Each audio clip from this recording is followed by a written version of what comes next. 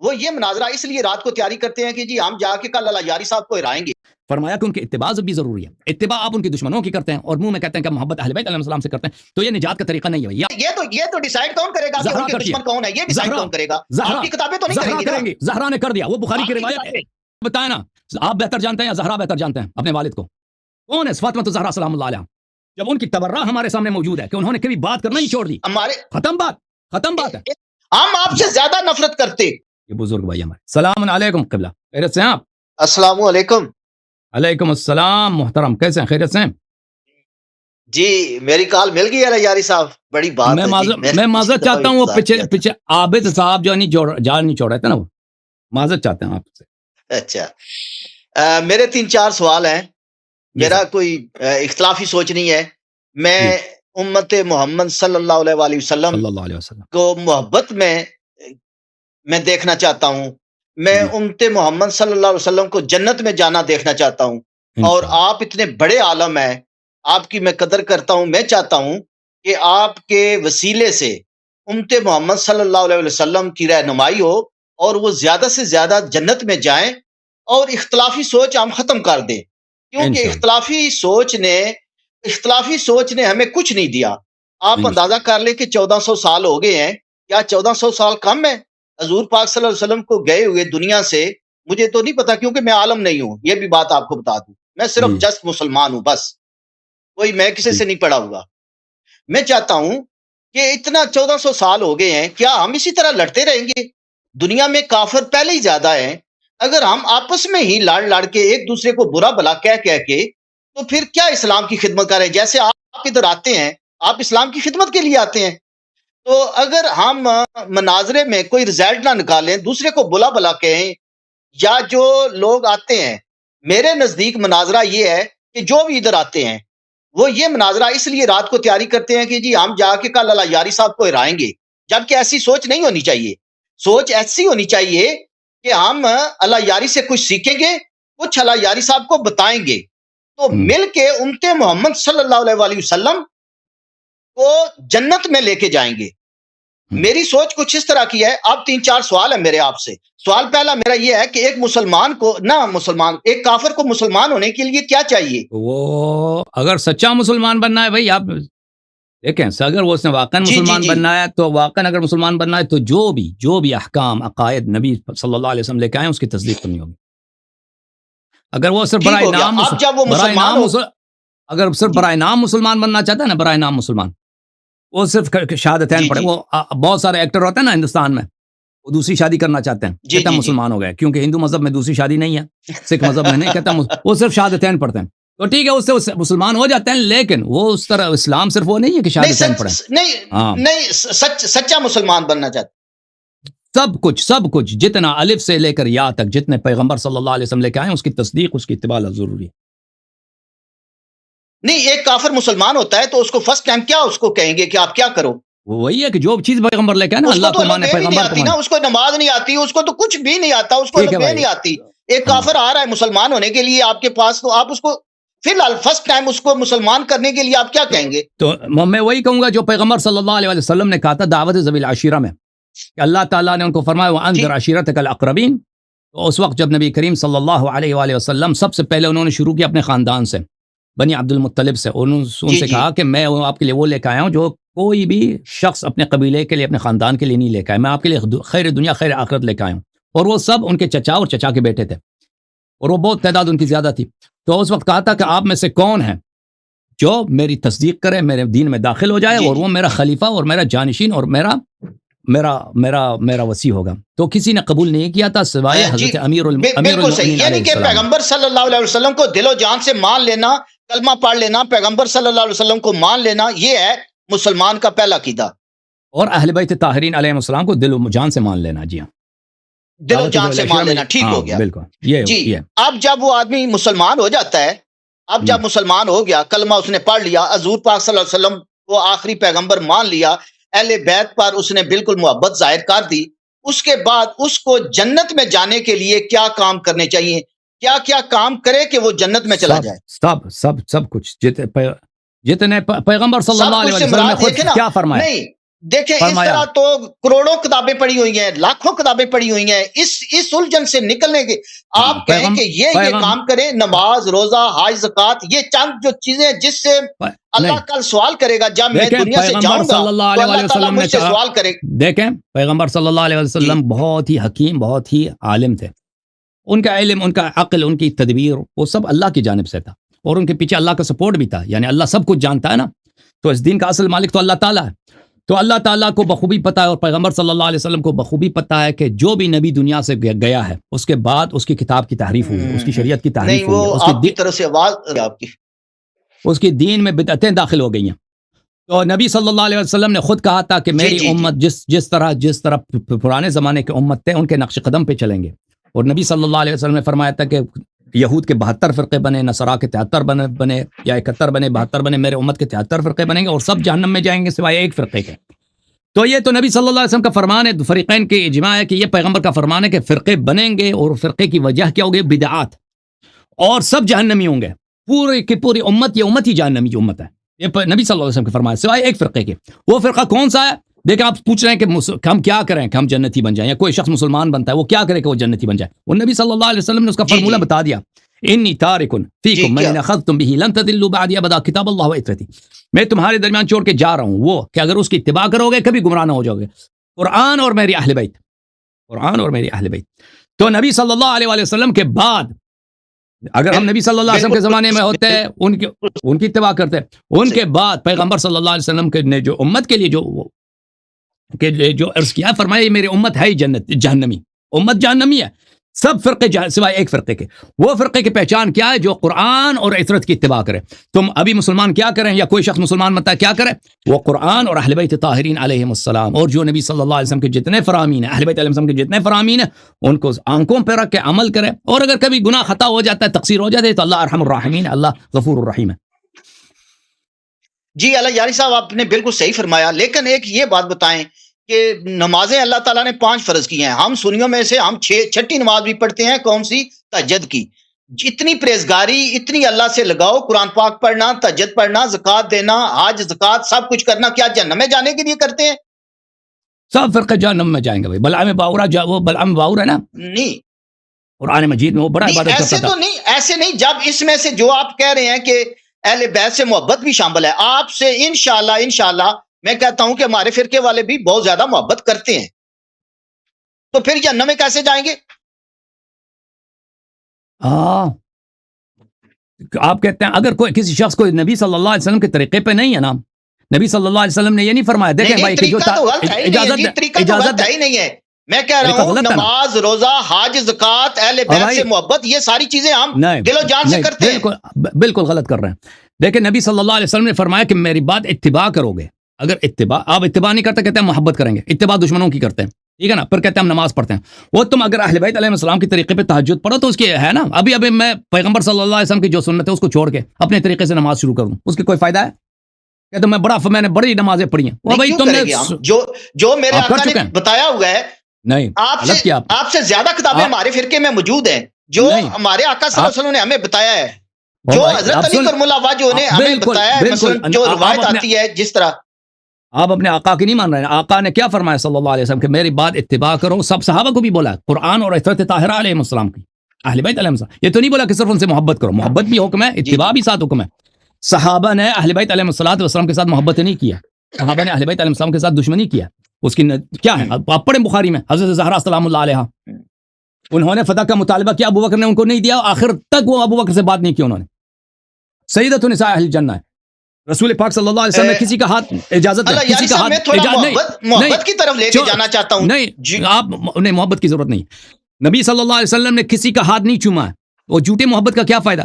ایسے وہ فراڈ، صرف سلوگن شعار. نبی صلی اللہ علیہ وسلم نے صرف حضرت زہرا سلام اللہ علیہا کا ہاتھ چوما ہے، ٹھیک ہے نا. وہ حضرت تو آپ کہتے ہیں محبت کرتے ہیں. آپ سے یہ نبی صلی اللہ علیہ وسلم کا یہ فرمان نہیں ہے کہ آپ صرف میرے اہل بیت سے محبت کی تو ختم ہے بات. فرمایا کہ ان کی اتباع بھی ضروری ہے. اتباع آپ ان کی دشمنوں کی کرتے ہیں اور منہ میں کہتے ہیں کہ محبت اہل بیت علیہ السلام سے کرتے ہیں، تو یہ نجات کا طریقہ نہیں ہے. یہ آپ کا اپنا فارمولہ ہے. دشمن ہے یہ تو ڈیسائیڈ کون کرے گا کہ ان کے دشمن کون ہے؟ یہ ڈیسائیڈ کون کرے گا؟ آپ کی کتابیں تو نہیں کریں گی. زہرا نے کر دیا، وہ بخاری کی روایت ہے.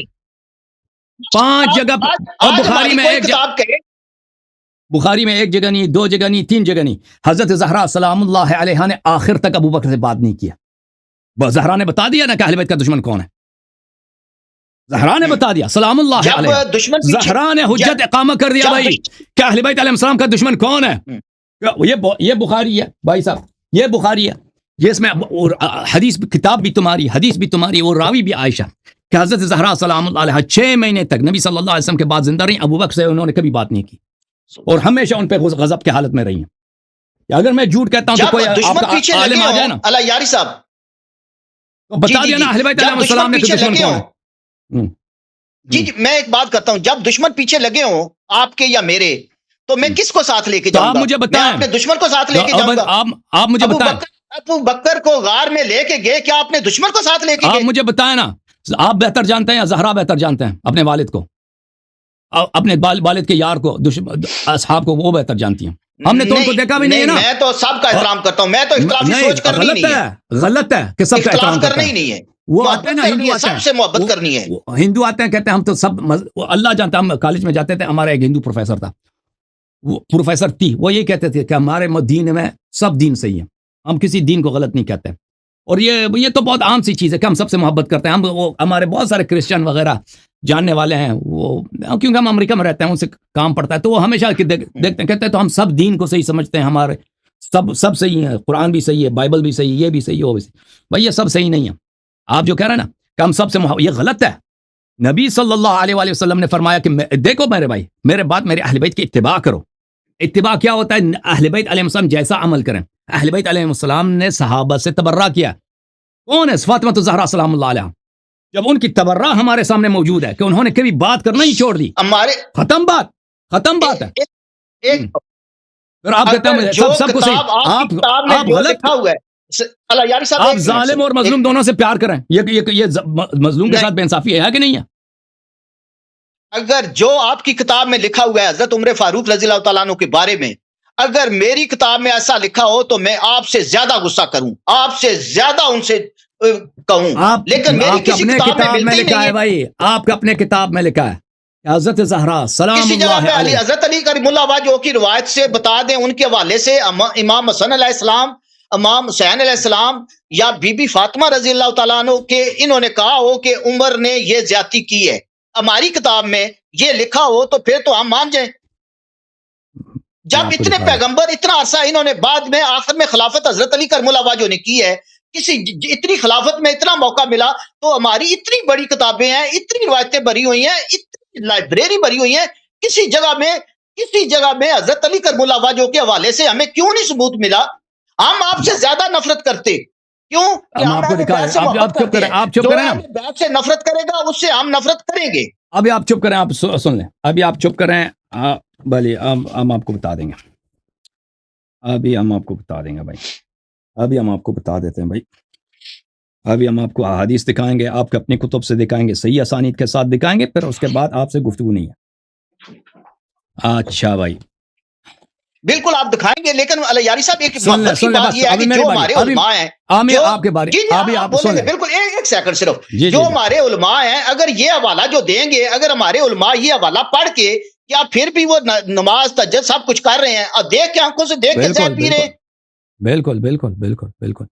لیکن نبی صلی اللہ علیہ وسلم نے فرمایا میرے بعد اتباع کرو قرآن کی اور میری اہل بیت علیہ السلام کی.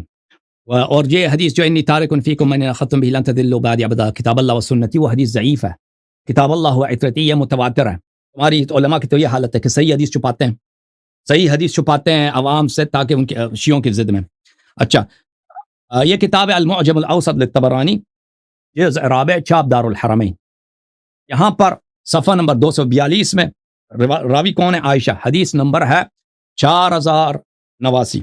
ملاحظہ فرمائی، عائشہ فرماتی ہیں ما رأيت احدا من خلق الله اشبه برسول الله صلی اللہ علیہ وآلہ وسلم دینا ولا جلستا ولا مشیتا من فاطمہ سلام اللہ علیہ. دنیا میں حضرت زہرا سلام اللہ علیہ سے رسول پاک صلی اللہ علیہ وسلم سے شبیہ تر، مماثل تر کوئی شخص نہیں تھا. کن چیزوں میں؟ دین میں، دیانت میں، عبادت میں، جلستن بیٹھنے میں، مشیتن چلنے میں.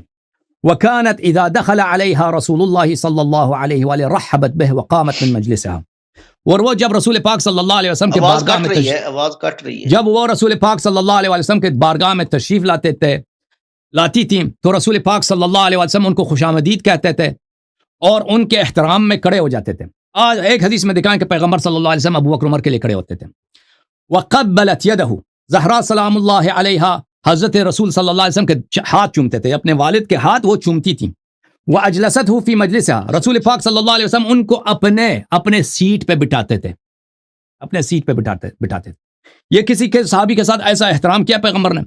وكانت اذا دخل على رسول اللہ صلی اللہ علیہ وآلہ رحب بها وقام الیہا. اور جب رسول پاک صلی اللہ علیہ وآلہ وسلم ان کے پاس جاتے تھے، وہ رسول پاک صلی اللہ علیہ وآلہ وسلم ان کے لیے سلام دیتے تھے اور رسول پاک صلی اللہ علیہ وسلم کھڑے ہو جاتے تھے. وقبل يدها رسول پاک صلی اللہ علیہ وسلم حضرت فاطمہ، یہ دنیا میں کہیں نہیں ہوا کہ باپ بیٹی کا ہاتھ چوم لے. حضرت خاتم الانبیاء، سردار انبیاء حضرت فاطمہ الزہرا سلام علیہا کا ہر دفعہ، ایک دفعہ نہیں، ہر دفعہ جب بھی جاتے تھے ان کا ہاتھ چومتے تھے. وَأَجْلَسَهَا فِي مَجْلِسِهِ. اچھا، یہ ہم نے دیکھا. اب یہ حدیث صحیح ہے یا نہیں ہے؟ میں اس کی صحت بھی ثابت کر دوں آپ کے لیے. جی. یہ کتاب ہے المنیحہ بسلسلۃ الاحادیث الصحیحہ، تالیف الشیخ ابو اسحاق الحوینی. یہ بہت بڑا کٹر وہابی ہے، اہل حدیث ہے. اچھا، اس حدیث کو نقل کرنے کے بعد یہ حدیث ہے صفحہ نمبر 477 میں، حدیث نمبر 946. قبلت یدہ کہ زہرا سلام اللہ علیہ والد کے ہاتھ چومتی تھی، اور وقبل یدہ رسول صلی اللہ علیہ وآلہ وسلم حضرت زہرا سلام اللہ علیہ کا ہاتھ چومتے تھے. اس کو نقل کرنے کے بعد کہتے ہیں اسنادہ قوی، اس کی سند قوی ہے، اس کی سند صحیح ہے. کتاب فضائل فاطمہ زہرا سلام اللہ علیہ حاکم النیشابوری. اچھا، یہاں پہ وقد صحت الروایہ، یہ حاکم فرماتے ہیں یہ روایت صحیح ہے کہ رسول پاک صلی اللہ علیہ وآلہ وسلم ان کے احترام میں کھڑے ہو جاتے تھے. وَيَسْتَقْبِلُهَا، ان کا استقبال خوش آمدید کرتے تھے. وَيُقَبِّلُ يَدَهَا كُلَّمَا دَخَلَتْ عَلَيْهِ، ہر دفعہ جب بھی زہرا سلام اللہ علیہ رسول پاک صلی اللہ علیہ وسلم کے پاس جاتی تھی، ہر دفعہ ان کا ہاتھ چومتے تھے. پیغمبر سردار انبیاء. جی محبت میں تو کوئی شک نہیں ہے، یہ محبت نہیں ہے، یہ تعظیم ہے، یہ تعظیم ہے. صرف محبت. کوئی شخص اپنی بیٹی باپ کا ہاتھ چومتی ہے، باپ بیٹی، وہ بھی کون سا باپ؟ سردار انبیاء جبرائیل جن کے پیچھے نماز، سب انبیاء نے ان کے پیچھے نماز پڑھی. کیا بات ہے، کیا بات ہے، بالکل. اچھا، یہ ملاحظہ فرمائیے. اچھا، یہ سب نقل کرنے کے بعد میں آپ کی خدمت میں دکھا دیتا ہوں. رسول پاک صلی اللہ علیہ وسلم نے فرمایا کہ فاطمہ سیدۃ نساء اہل الجنہ. یہ کسی دوسرے عورت کے لیے نہیں فرمایا اس امت میں. سیدہ نساء اہل الجنہ کون ہے؟ حضرت زہرا سلام اللہ، وہ بخاری میں موجود ہے. اچھا، ملاحظہ فرمائیے، بخاری کتاب صحیح البخاری، چاپ دار احیاء تراث العربی، کتاب چھپی ہے سنہ 2001 میں بیروت لبنان میں. باب مناقب فاطمہ الزہرا، باب ہے مناقب کس کی؟ حضرت فاطمہ الزہرا سلام اللہ علیہا کی، علیہ السلام. بخاری ہے، باب فضائل اصحاب النبی. وقال النبی صلی اللہ علیہ وآلہ فاطمہ سیدۃ نساء اہل الجنہ. جنت میں جتنی مؤمنات ہیں ان کی سردار کون ہے؟ صرف جنتی نہیں ہے، جنت کے عورتوں کے سردار ہیں. اور ان کے پھر فرمایا فاطمہ تو بضعۃ منی، فاطمہ میرا لخت جگر ہیں سلام اللہ علیہ. اور بھائی نبی صلی اللہ علیہ وسلم سب سے افضل ہیں، جو ان کا لخت جگر ہوگا، پارے تن ہوگا، وہ بھی سب سے افضل ہوگا، سب سے افضل ہوگا. شک ہی نہیں ہے یاری صاحب. ہاں سنیں، فمن اغضبها اغضبنی، جو بی بی سلام اللہ علیہا کو غضبناک کرے وہ مجھے غضبناک کر دیتا. اب یہ سید نساء العالمین یہ بتائیں گی ہمیں جن کے ہاتھ نبی صلی اللہ علیہ وسلم چومتے تھے، سیدہ نساء الجنہ کے اہل بیت علیہ السلام کے دشمن کون ہیں، یہ بتائیں گے.